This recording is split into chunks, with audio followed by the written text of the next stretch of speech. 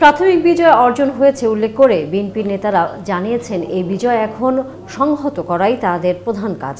তারা বলেন, ছাত্র জনতার বিজয়ের পর যারা এখন ধ্বংসযজ্ঞ চালাচ্ছে তারা গণতন্ত্রের পক্ষের শক্তি নয়।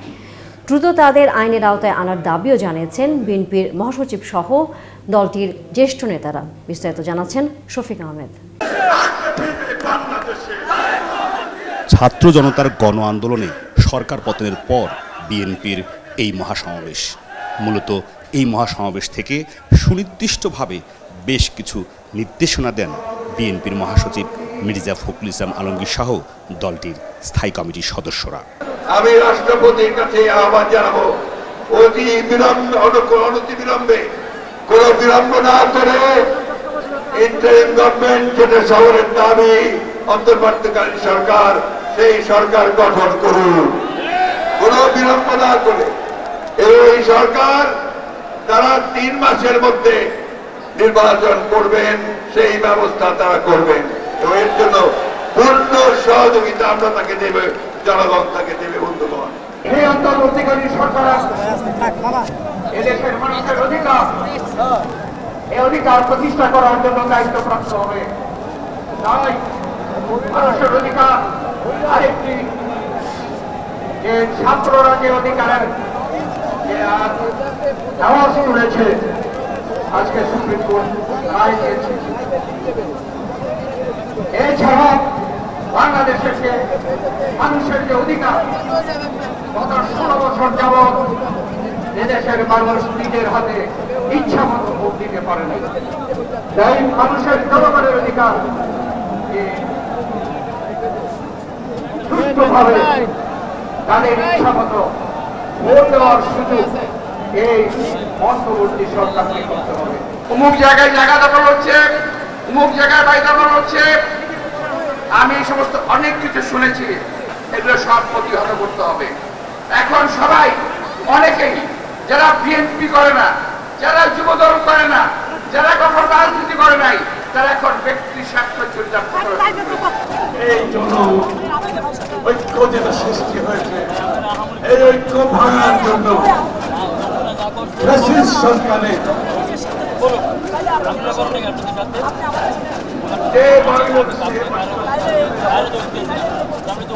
বাংলাদেশ করার জন্য, এটা ভাঙার জন্য সরকারের দালালরা বিভিন্ন জায়গা থেকে চেষ্টা করে যাচ্ছে। তেমন একটি নির্বাচনের পরিস্থিতি তৈরি হবে এবং সেই পরিস্থিতিতে আগামী দিনের সেই নির্বাচনের জন্য আমি এখন থেকে আপনাদেরকে প্রস্তুত হওয়ার আহ্বান জানাই। আজকের লড়াই আর ফাঁসিবাদের পতনের না, কারণ ফাঁসিবাদ পতিত হয়েছে, দাম্ভিক শেখ হাসিনা পলায়ন করেছে। আমাদের যে আন্দোলন, এক দফার একটি নিরপেক্ষ এবং সুষ্ঠু অবাধ নির্বাচন, জনগণের ভোটের অধিকার।